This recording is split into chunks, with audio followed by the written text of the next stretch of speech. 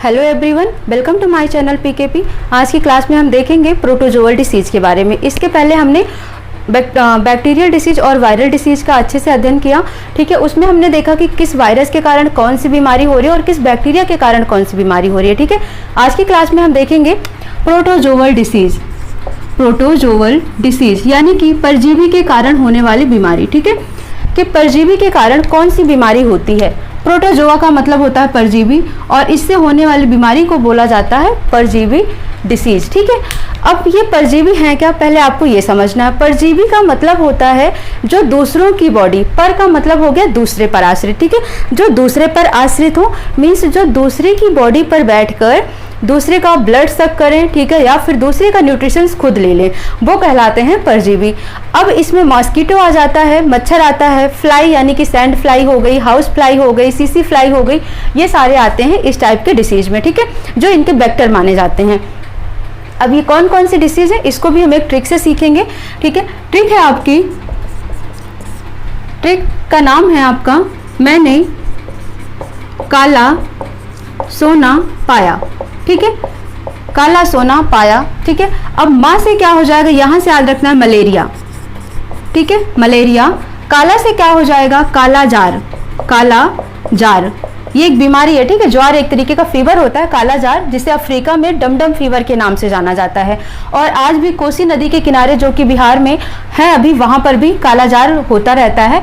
सोना से क्या हो जाएगा, सोने की बीमारी, आप कह सकते हो अनिद्रा, स्लीपिंग सिकनेस, ठीक है, अनिद्रा यानी कि किसी भी कारण से स्लीपिंग डिसऑर्डर्स हैं कोई भी, ठीक है, रात में चलना या नींद ना आना, तो स्लीपिंग डिसऑर्डर सोना परजीवी के कारण होता है।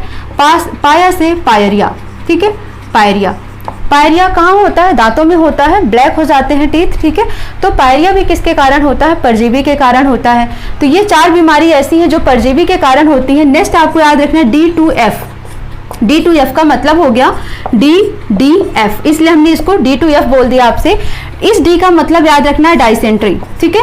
क्या होगा, डाइसेंट्री। और डाइसेंट्री को हिंदी में बोलते हैं पेचिस। क्या बोलते हैं, पेचिस बोलते हैं, ठीक है। लूज मोशन एक तरीके से आप समझ सकते हो। नेक्स्ट अगर हम D की बात करते हैं तो क्या होगा, डायरिया हो जाएगा, डायरिया, ठीक है। अब डायरिया क्या होता है, ये भी एक तरीके का लूज मोशन है, बट किस में होता है, ये बच्चों में होता है, ठीक है। अब F से क्या हो जाएगा, फाइलेरिया, फाइलेरिया, जिसे एलिफेंटियासिस भी कहा जाता है, हाथी पांव के नाम से भी जाना जाता है, ठीक है। तो ये कुछ बीमारियां हैं जो कि किसके कारण होती हैं, प्रोटोजोआ के कारण यानी कि परजीवी के कारण होने वाली बीमारियां हैं, ठीक है। मलेरिया, कालाजार, अनिद्रा, पेचिस, डायरिया, फाइलेरिया एंड पायरिया। तो अब हम इनको डिटेल में देख लेते हैं कि कौन से प्रोटोजोआ के कारण कौन सी बीमारी हो रही है, ठीक है। तो सबसे पहली जो आपकी हेडिंग होगी वो मलेरिया के बारे में होगी। सबको पता होगा और क्वेश्चंस नॉर्मली मलेरिया का पूछा जाता है कि किसके कारण होता है। तो मलेरिया एक तरीके का क्या है, फीवर है, पता है सबको, मच्छर से होता है। किस मच्छर से होता है ये पूछा जाता है, तो उस मॉस्किटो का नाम है मादा एनाफ्लीजा, ठीक है, मादा एनाफ्लीजा। इसके पहले मैंने आपको पढ़ाया था वायरस के बारे में, ठीक है। तो वायरस में मैंने डेंगू फीवर को बताया था और मैंने जीका वायरस के बारे में बताया था, ठीक है, जो कि एक वायरल डिसीज है, लेकिन वो भी मॉस्किटो के काटने से होती हैं। किस मच्छर के काटने से होती हैं, मादा एडिस इजिप्टी के काटने से होती हैं, ठीक है। तो यहाँ पर मादा इन्फ्लुएंजा, इसका मतलब जो फीमेल होती हैं वही ब्लड चूसती हैं, खून चूसती हैं ना, कहते हैं कि औरतें खून चूसती हैं, तो वही फीमेल की बात हो गई। तो जितनी भी फीमेल मॉस्किटो हैं उनके काटने से ही डिसीज हो रही है, ठीक है। तो याद रखना आपको मादा एनाफ्लीजा। अब हम बात कर लेते हैं किसकी, कि मलेरिया का ये तो वेक्टर हो गया, वाहक हो गया, ठीक है। लेकिन जो अगर हम परजीवी की बात करें कि जो मलेरिया का परजीवी है, प्लाज्मोडियम की बात करते हैं, प्लाज्मोडियम, ठीक है। प्लाज्मोडियम क्या है, इसके परजीवी का नाम है प्लाज्मोडियम, ठीक है। ये किसके परजीवी का नाम है, ये मलेरिया के परजीवी का नाम है प्लाज्मोडियम। और इसकी खोज किसने की थी, तो प्लाज्मोडियम की खोज लेवरन ने की थी। प्लाज्मोडियम की खोज किसने की थी, लेवरन ने की थी। और सबसे पहले अगर हम बात करते हैं कि मादा एनाफ्लीजा को इसका मच्छर यानी कि मादा एनाफ्लीजा इसका वेक्टर है, वाहक है, ये बात किसने कही, तो ये बात कही थी रोनाल्ड रॉस ने, ठीक है। रोनाल्ड रॉस ने इसे क्या बोला था कि मलेरिया का वाहक है, वेक्टर है कौन, मादा एनाफ्लीजा मॉस्किटो। ठीक है, तो इन्होंने मच्छर को मलेरिया का वाहक बताया था। ठीक है, तो ये हो गई किसके बारे में, मलेरिया के बारे में हो गई। अब नेक्स्ट हमने आपको क्या बोला था, फाइलेरिया। ठीक है, मलेरिया और फाइलेरिया याद रखना आपको। फाइलेरिया भी क्या है, परजीवी से होने वाली बीमारी है फाइलेरिया, जिसे किस नाम से जाना जाता है, एलिफेंटियासिस के नाम से जाना जाता है, एलिफेंटियासिस, जिसे हिंदी में हाथी पांव कहते हैं। ठीक है, हाथी पांव कहते हैं। और ये जो फाइलेरिया है इसका भी वाहक कौन होता है, एक तरीके से देखो तो मॉस्किटो होता है। और किस मॉस्किटो के काटने से होता है, तो क्यूलेक्स मॉस्किटो। ठीक है, यानी कि मच्छर का नाम है क्यूलेक्स मॉस्किटो, जिसके काटने से क्या होता है, फाइलेरिया होता है। ठीक है, लेकिन अगर आपसे पूछा जाए कि इसके प्रोटोजोआ का नाम क्या है, इसके परजीवी का नाम क्या है, ये वेक्टर होते हैं। ठीक है, वेक्टर का मतलब होता है वाहक, कैरियर, जो लेकर आ रहे हैं। लेकिन अगर इसके प्लाज्मोडियम, क्योंकि इसको क्या बोला गया, परजीवी बोला गया ना, तो इसके प्रोटोजोआ का नाम क्या होगा। ठीक है, इसके प्रोटोजोआ का नाम देख लेते हैं। तो इसके प्रोटोजोआ या परजीवी का नाम होता है बुछरेरिया, बुछरेरिया, बुछरेरिया, बुछरेरिया बैंक्राफ्टी, बैंक्राफ्टी। ठीक है, तो बुछरेरिया बैंक्राफ्टी ये किसके नाम है, प्रोटोजोआ का नाम है, परजीवी का नाम है। किसके परजीवी का नाम है, तो फाइलेरिया के परजीवी का नाम है। ठीक है, क्वेश्चन आपसे पूछ लेता है कि हाथी पांव कौन सी बीमारी है, तो आपको बोलना है फाइलेरिया। ठीक है, किस मच्छर के काटने से होता है, क्यूलेक्स मॉस्किटो के काटने से होता है। और क्यूलेक्स मॉस्किटो जो होता है इसमें कौन सा पाया जाता है, प्रोटोजोआ, तो बुछरेरिया बैंक्राफ्टी इसमें पाया जाता है। ठीक है, अगर हम अफेक्टेड पार्ट की बात करते हैं कि कौन सा पार्ट अफेक्टेड होता है, जैसे अगर हम मलेरिया की बात करते हैं, उसका हमने आपको ये नहीं बताया कि कौन सा अंग प्रभावित होता है। ठीक है, तो मलेरिया का जो प्रभावित अंग है वो आरबीसी है। ठीक है, रेड ब्लड सेल्स होती हैं। लेकिन अगर हम बात करते हैं फाइलेरिया की, तो जो कमर के नीचे का पूरा हिस्सा होता है, ठीक है, लेग पूरा पार्ट कमर से नीचे का, वो क्या होता है, एकदम पूरा स्वेलिंग हो जाती है, सूज जाता है, उसे ही बोला जाता है फाइलेरिया। ठीक है, तो ये फाइलेरिया भी आपको क्लियर हो गया होगा। नेक्स्ट है काला जार। ठीक है, काला जार, काला जार ये क्या है, एक तरीके का फीवर है। किसके कारण होता है, ठीक है, तो ये मक्खी के कारण होता है। कौन सी मक्खी के कारण होता है, सैंड फ्लाई, यानी जो बालू मक्खी होती है ना, सैंड का मतलब बालू और फ्लाई से यहाँ पर आपको मक्खी समझना है। जो बालू मक्खी होती हैं उनके काटने से ही काला जार होता है। ठीक है, नेक्स्ट इसमें आपको क्या याद रखना है, इसके प्रोटोजोआ, इसके परजीवी का नाम याद रखना है। ठीक है, कि काला जार, देखो इसे डमडम फीवर के नाम से भी जानते हैं, डमडम फीवर। कहाँ पर, साउथ अफ्रीका में। ज़्यादातर जो इस तरीके के डिसीजेज है साउथ अफ्रीका में ज़्यादा होते हैं। ठीक है, डेवलप्ड नहीं है वहाँ पर, बहुत आपको पता है कि कोयले की खान है और थोड़ा सा पिछड़ा है, तो वहाँ पर ये सारी बीमारियाँ ज़्यादा होती हैं। तो ये समझना है आपको, डमडम फीवर कहाँ बोला जाता है, साउथ अफ्रीका में बोला जाता है। किसे, कालाजार को। आज भी कोसी नदी के किनारे, कोसी नदी के किनारे बिहार में ये बीमारी देखने को मिलती है। ठीक है, किसका वेक्टर क्या है, तो बालू मक्खी। प्रोटोजोआ का नाम इसका याद रखना है, लेशमैनियासिस जीनस, लेशमैनियासिस जीनस। ठीक है, ये किसका नाम है, तो कालाजार के प्रोटोजोआ का परजीवी का नाम है लेशमैनियासिस जीनस। ठीक है, तो इतना याद रखना आपको किसके बारे में, कालाजार के बारे में। अगर हाँ अफेक्टेड पार्ट आपसे पूछता है तो फीवर है, तो ऑब्वियस सी बात है रेड ब्लड सेल्स ही अफेक्ट करता है। ठीक है, देखो फीवर में होता क्या है, या तो आरबीसी अफेक्ट होती है या तो प्लेटलेट अफेक्टेड होता है। ठीक है, तो यहाँ पर क्या अफेक्टेड हो रहा है, आरबीसी। लेकिन अगर डेंगू होता है तो क्या अफेक्टेड होता है, प्लेटलेट। इबोला फीवर होता है तो क्या अफेक्टेड होता है, प्लेटलेट।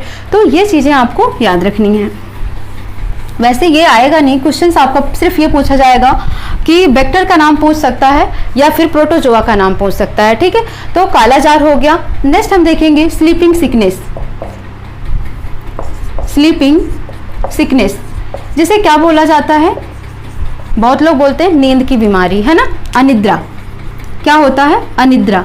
यानी कि नींद की बीमारी। नींद में, अब नींद की बीमारी में कुछ भी आ सकता है। आप कह सकते हो आपको नींद नहीं आ रही है, रात में नींद में चलने की आदत है, तो मतलब स्लीपिंग से कोई भी डिसऑर्डर किस में आएगा, स्लीपिंग सिकनेस में आएगा। ठीक है, तो इसके वाहक का नाम कई बार पूछा गया है कि स्लीपिंग सिकनेस का जो वेक्टर है, वाहक है, वो कौन है, तो याद रखना है सीसी मक्खी। ठीक है, सीसी फ्लाई इसको कहते हैं इंग्लिश में, और हिंदी में सीसी मक्खी, टी साइलेंट होता है पढ़ने में, तो सीसी मक्खी इसको कहते हैं। वेक्टर है, वाहक है किसका, अनिद्रा का। नेक्स्ट इसमें अगर हम प्रोटोजोआ की बात करते हैं, परजीवी का, कि स्लीपिंग सिकनेस जो है इसका परजीवी कौन है। ठीक है, तो इसके परजीवी को याद रखना है ट्रिप्नोसोमा। ट्रिप्नोसोमा, ठीक है, ये किसका नाम है, परजीवी का नाम है। किसके परजीवी का नाम है, स्लीपिंग सिकनेस के परजीवी का नाम है। ठीक है, अब यहाँ पर आपको समझ आ रहा होगा कि अगर आप जिस दिन रात में नहीं सो पाते हो, किसी कारण से जगना पड़ता है, तो ठीक है, आप सुबह उठते तो आप बोलते हो हेडेक हो रहा है, सर में पेन हो रहा है। ठीक है, इसका मतलब अगर अफेक्टेड पार्ट पूछा जाए कि कौन सा अंग बॉडी का है जो प्रभावित होता है स्लीपिंग सिकनेस से, तो आप बोलोगे ब्रेन। मस्तिष्क बहुत ज़्यादा ही अफेक्टेड होता है अनिद्रा के कारण। ठीक है, बहुत लोग जब सही ढंग से नींद नहीं आ पाती है तो देखो उसमें उनमें क्या होता है, साइको की भी प्रॉब्लम आने लगती है, धीरे धीरे चिड़चिड़ापन सा हो जाता है। ठीक है, तो ये सब चीज़ें किसके कारण हो रही हैं, स्लीपिंग सिकनेस के कारण। वाहक कौन है, तो आप बोलोगे सीसी फ्लाई।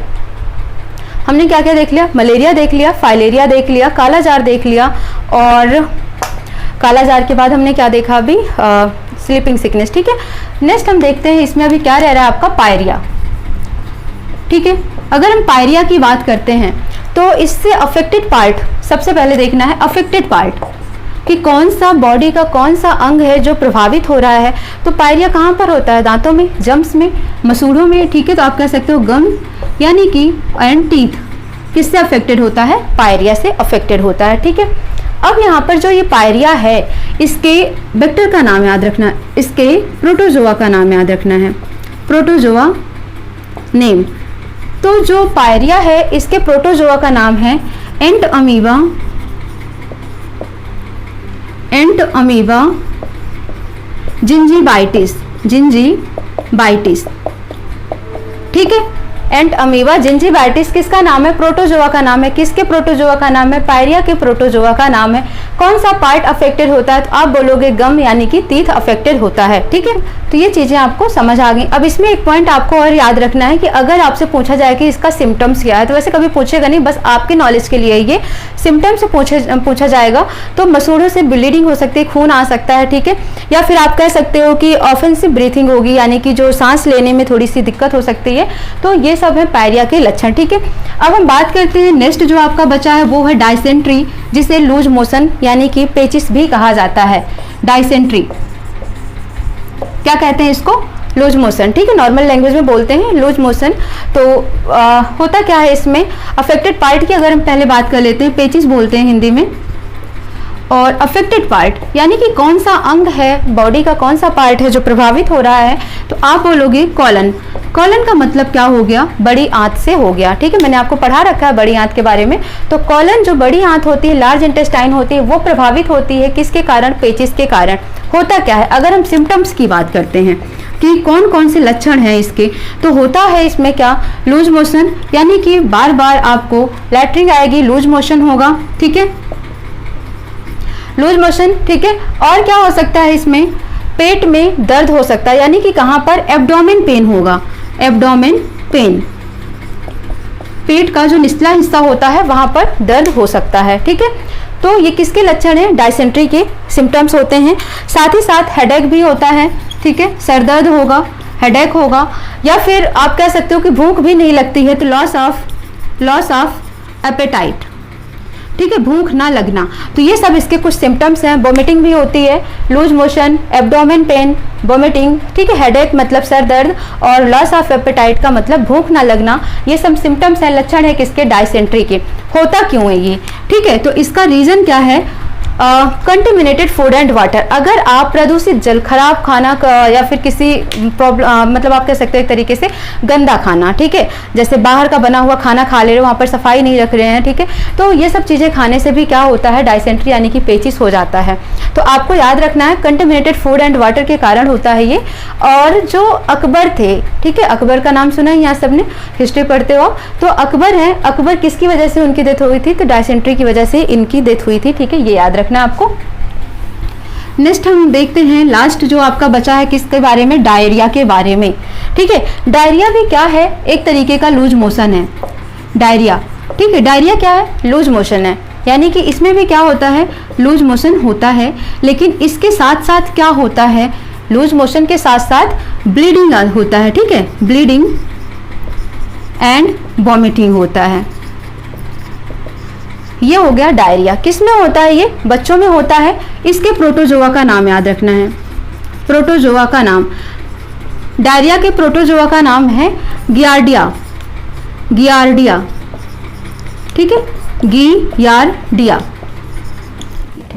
ठीक है, तो डायरिया के अगर हम बात करते हैं, डायरिया के प्रोटोजोआ का नाम है गियार्डिया। ठीक है, गियार्डिया इसका प्रोटोजोआ है। और डायसेंट्री का याद रखना, पेचिस जो है डायसेंट्री, इसका याद रखना and amoeba, and amoeba histolytica, histolytica. ठीक है, ये किसका, पेचिस का, यानी कि डायसेंट्री के प्रोटोजोआ का नाम है एंड अमीबा हिस्टोलिटिका। और जो डायरिया है इसके प्रोटोजोआ का नाम है गियार्डिया। तो इस तरीके से आपका प्रोटोजोअल डिसीज खत्म हो जाता है। ठीक है, जो प्रोटोजोआ परजीवी के कारण होने वाली बीमारी है। तो आप वीडियो को लाइक शेयर एंड सब्सक्राइब कर दीजिए। मिलते हैं नेक्स्ट क्लास में। Thank you so much.